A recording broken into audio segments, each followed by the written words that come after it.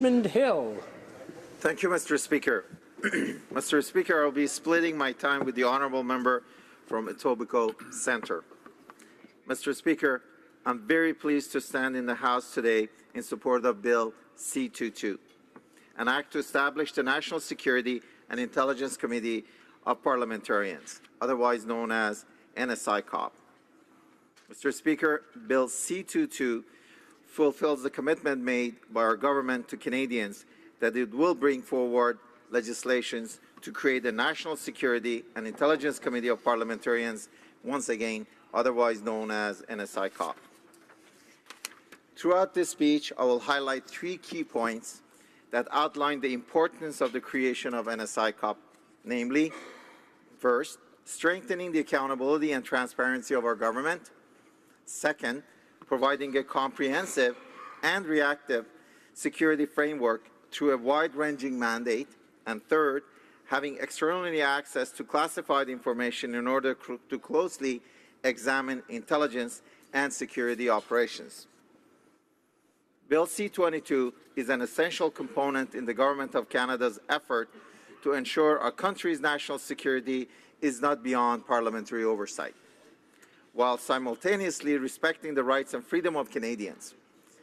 This, I believe, is one of the most important fundamental duties of our government that can be performed.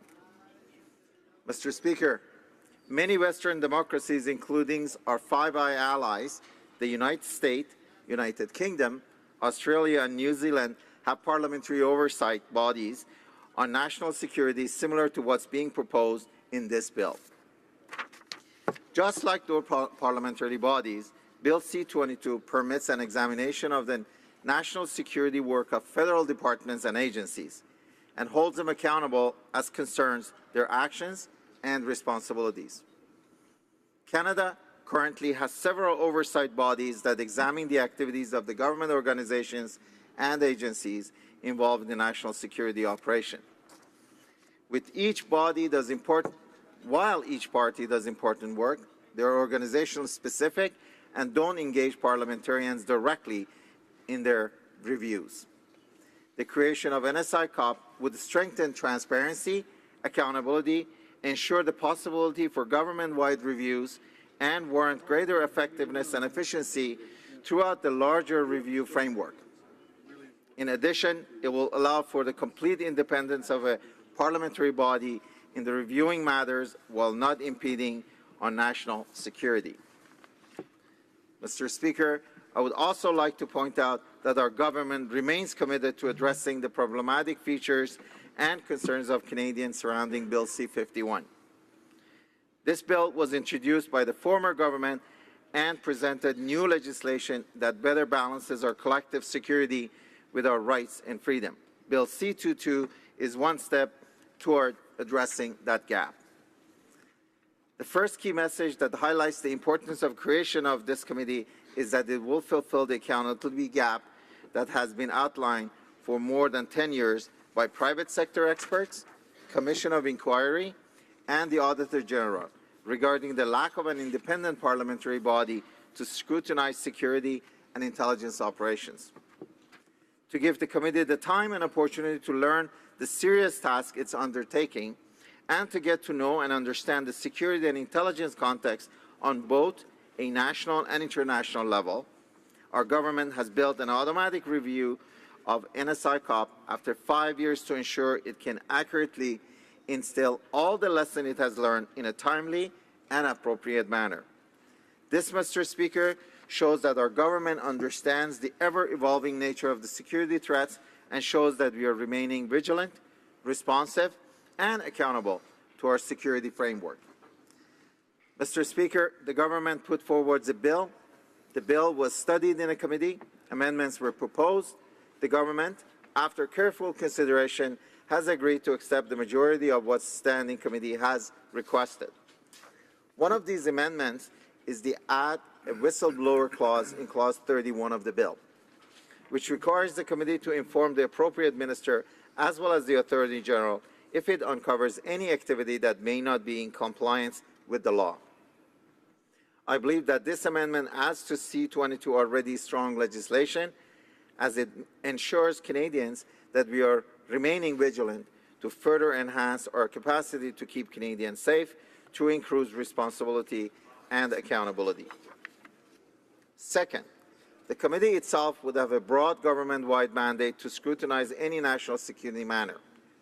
The committee would also have the power to perform review on national security and intelligence activities, including ongoing operations, and the ability to conduct strategic and systematic review of legislative, regulatory, policy, expenditure, and administrative frameworks under which such activities are conducted. Additionally, the committee would conduct reviews of matters specifically referred to it by a minister. Given its broad mandate to review any operation, including ongoing ones, the minister would have the authority to stop a review if deemed to be detrimental to national security. It's important to note that the minister would have discretionary authority to withhold special operation information on a case-by-case basis, should it also be believed that the disclosure would be injurious to national security. Mr. Speaker, while these ministerial powers are within reason, I want to stress the ministers would not be able to withhold just any information. They're only permitted to do so in special and specific circumstances involving legally defined categories involving the most sensitive national security information, where disclosure would have harmful national security implications for Canada. Our government has recently agreed to adopt the amendment put forth by Public Safety Committee regarding the narrowing of the minister's authority to determine that the study of a committee is injurious to national security, which applies only to ongoing operations.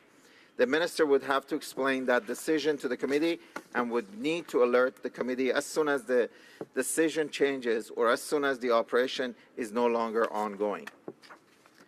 Third, our government is also supporting amendments to Clause 14, which is the section that lists the type of information to which NSICOP would not have access to.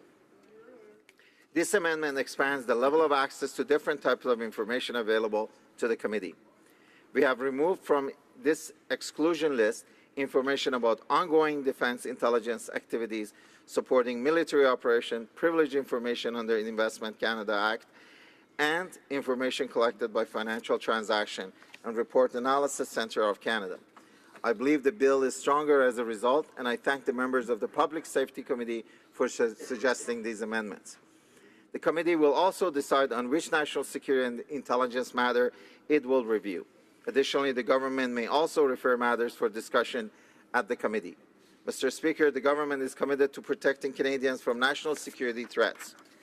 Bill C-22 will ensure that our national security framework will be working effectively to keep Canadians safe while not overriding the Charter of Rights and Freedom.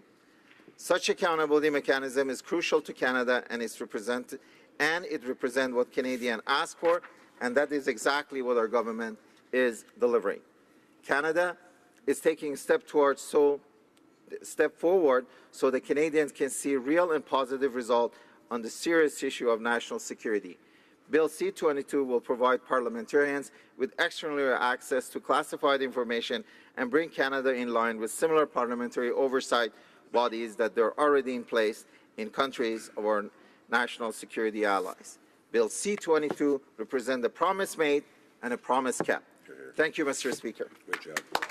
Questions and comments. The honourable member for, I'm drawing a blank